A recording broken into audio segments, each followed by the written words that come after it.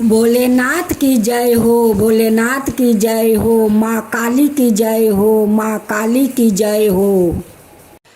एक गांव में एक ब्राह्मणी रहा करती थी। उनकी एक बेटी थी। अपना बेटी का नाम वो राजकुमारी रखी थी। और वो ब्राह्मणी माँ काली का अमावस का दिन बहुत श्रद्धा भक्ति से पूजा करती थी।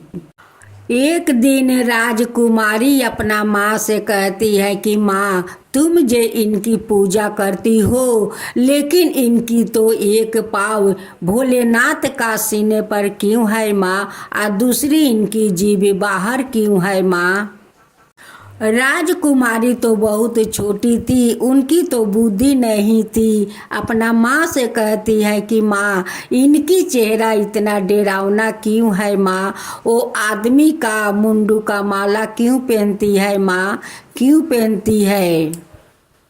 राजकुमारी का माँ कहती है कि बेटी, मैं इनके बारे में तुम्हें एक कहानी सुनाऊंगी। बहुत सारे असुरों था कि जो असुरों ब्राह्मण देव ऋषि मुनि महात्मा पर बहुत वो लोग अत्याचार करते थे। ब्राह्मण देव लोग का वो नहीं जगो करने देता था और नहीं वो लोग का पूजा पाठ करने देते थे। जब वो लोग जगो कर रहे थे उस समय जाकर वो मरे हुए आदमी का हड्डी जगो में डाल देते थे और पूजा में विधना देते थे। वो ब्राह्मणों को बहुत वो लोग चाबुक से मारते थे, बहुत अत्याचार करते थे। यहाँ तक कि वो असुर लोग देव लोग में जाकर भी अत्याचार कर रहे थे, सब देवताओं को बहुत परेशान कर रहे थे। सभी देवताओं को कह रहा था कि मेरा पूजा करो। सभी ब्राह्मण ऋषियों मुनियों को कह रहा था कि तुम लोग असुरों को पूजा करो। अब तो वो लोग देव लोग में जाकर अत्याचार करने लगे। अब सभी देवताओं लोग कहने लगे कि देखो, ये तो असुरों को अत्याचार बढ़ गया है कि ये लोग देव लोग तक पहुंच गया। अब पहुंच कर हम लोग पर इतना अत्याचार कर रहे हैं। अब हम लोग क्या करें। अब सभी देव लोग मिलकर महादेव के पास जाते हैं। हे महादेव, हम लोग का रक्षा कीजिए, रक्षा कीजिए हे महादेव, ये असुरों से रक्षा कीजिए। देखिए हम लोग पर कितना अत्याचार कर रहा है, हम लोग का रक्षा कीजिए महादेव।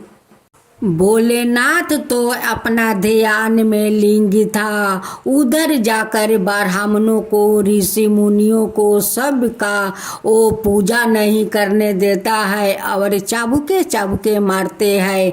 तब ब्राह्मण लोग कहता है कि हे असुर, तेरा घारा भर जाएगा, उस दिन तेरा वध हो जाएगा। अब वध होगा तो एक नारी तुझे वध करेगी असुर, एक नारी तुझे वध करेगी। तू डरे, उस नारी से डरे असुर, तू उस नारी से डरे। जितना तू सब देवी देवताओं ब्राह्मणों को अत्याचार करता है, एक दिन तुझे वध होकर रहेगा।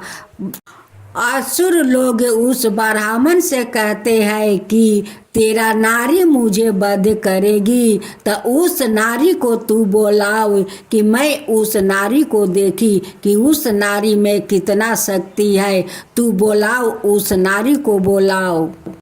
सारे ब्राह्मणों कहते हैं कि अरे असुर, तू उस नारी से डरे, तू उस नारी से डरे। अगर उस शक्ति नारी आ गई तो तेरे सारे असुरों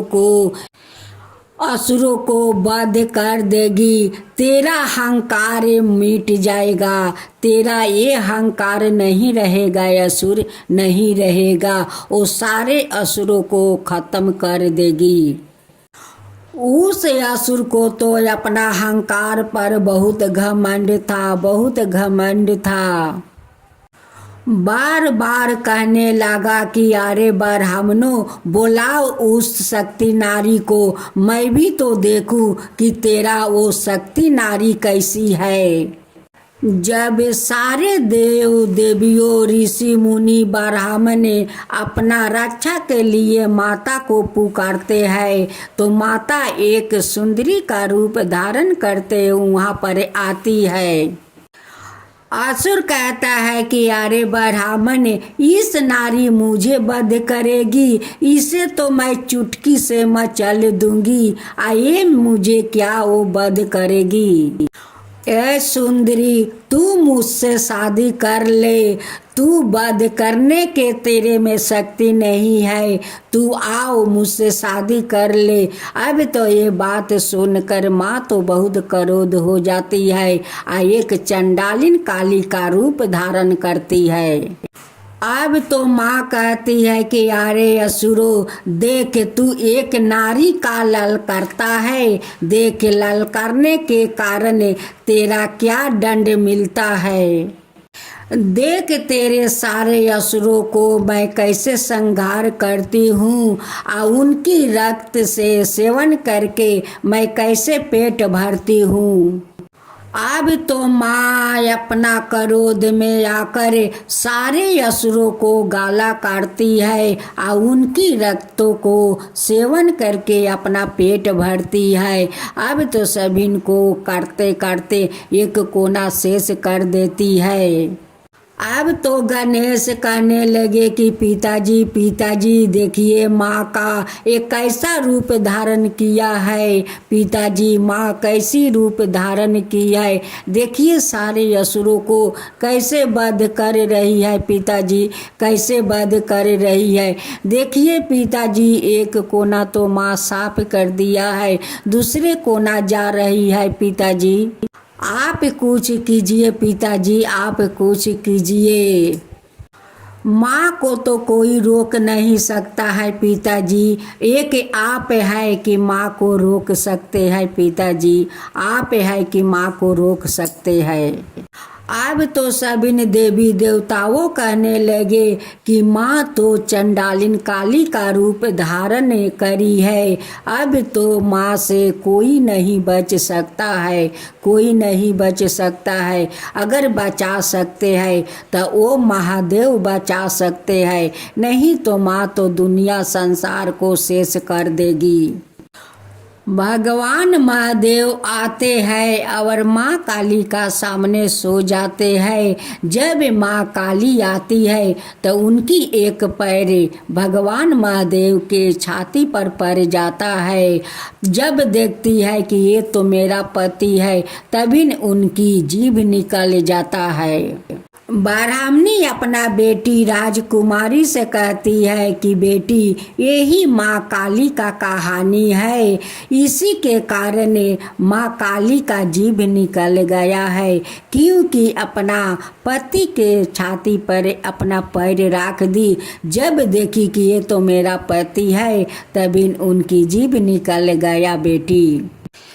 तबिन से इसे सब कोई माँ काली का रूप में जानते हैं और माँ काली का रूप में इन्हें पूजा होता है, इन्हें बलि दिया जाता है बेटी। तब राजकुमारी अपना माँ से कहती है कि माँ, इस काली माँ में तो बहुत शक्ति है, माँ बहुत शक्ति है, देखो इतने सारे असुर था और माँ तो अकेली थी, वो अकेले ही सभी को गाला उतार दी, माँ सभी को गाला उतार कर और उनकी रक्त से उन्हीं सेवन किया। माँ तो कितना शक्तिशाली है, माँ काली बहुत शक्तिशाली है। माँ ब्राह्मणी अपना बेटी से कहती है कि बेटी, उस लिए तो माँ काली का भरल अमावस में उनकी पूजा होता है, रात 12 बजते हैं तब जाकर उनकी पूजा शुरू होता है और उस समय लोग बलि देते हैं। बलि देने से माँ बहुत प्रसन्न हो जाती है, क्योंकि माँ जो रक्त का सेवन करती है, उस लिए बलि से माँ बहुत प्रसन्न हो जाती है। राजकुमारी अपना माँ से कहती है कि माँ, तुम भी तो भरल अमावस का दिन पूजा करती हो इस माँ काली का, तो तुम भी तो बलि देती होगी।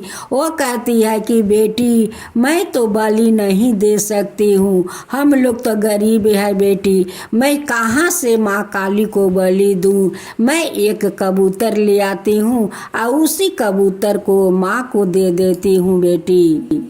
जब दूसरा अमावस आने वाला था तो राजकुमारी अपना माँ से कहती है कि माँ, घर में 2-4 पीतल का बर्तन है, उस बर्तन को बेचकर इस बार तुम माँ काली का एक पाठा लाना माँ, और उस पाठा को माँ को बलि देना माँ, इस बार आप बलि देना माँ। माँ अपना बेटी से कहती है कि बेटी, वही तो कई बर्तन घर में है कि उसमें दाल चावल हम लोग पकाते हैं खाते हैं, वो बेच देंगे तो हम लोग कैसे बनाएंगे और खाएंगे बेटी, कैसे बनाएंगे खाएंगे, कोई तो बर्तन नहीं रह जाएगा। बेटी कहती है कि माँ, कोई बात नहीं है, हम लोग मिट्टी के हारी किन कर ले आएंगे और उसी मिट्टी का हारी में हम लोग चावल दाल पका कर खाएंगे। वो बेटी के बात सुनकर सारा बर्तन बेचकर एक छोटा सा एक पाठा किन कर ले आती है। जब दूसरा अमावस आ गया तो माँ बेटी मिलकर श्रद्धा भक्ति से माँ काली का पूजा करती है और उस पाठा को माँ को बलि देती है। उधर घर में माँ काली तो अन्न धन भर देती है, बहुत सारा बर्तन भाड़ा से लेकर अन्न धन वस्तु बहुत सारे धन घर में भर देती है। जब माँ बेटी पूजा करके घर में जाती है तो देखती है कि घर का तो रौनक बदल गया है, और वो कहती है कि देखो माँ, देखो ये माँ काली का चमत्कार, देखो माँ, देखो आज माँ बहुत हम लोग पर प्रसन्न है माँ, देखो आज तुम एक पाठा किनकर बलि दी, तो देखो माँ उस बदले में आपको इतना धन दे दिया है, इतना धन कि ये धन तो हम लोग कभी शेष नहीं कर सकते हैं माँ, नहीं कर सकते हैं। देखो माँ काली का दया कितना बड़ा है, उनकी ममता कितना बड़ा है कि हम लोग का गरीबी देख कर माँ कैसे हम लोग पर दया कर दिया, माँ कैसे दया कर दिया कि इतना घर में धन भर दिया, बहुत सारे धन भर दिया कि इस धन कभी शेष नहीं होगा माँ, कभी नहीं शेष होगा। माँ तो बहुत दयालु है, बहुत कृपालु है माँ, बहुत कृपालु है, इसलिए इन्हें सब कोई माँ काली कहते हैं माँ, माँ काली कहते हैं। हे माँ काली, जैसे आप उस ब्राह्मण गरीब को आप घर धन से भर दिया माँ, वैसा ही सभिन का ऊपर कृपा कीजिए माँ, सभिन के ऊपर दया कीजिए माँ। जो आपका काता कहता है, जो हुंकारी पड़ता है, जो सुनते हैं, उन सब का ऊपर कृपा कीजिए माँ, सब के ऊपर कृपा कीजिए। माँ काली की जय हो, माँ काली की जय हो।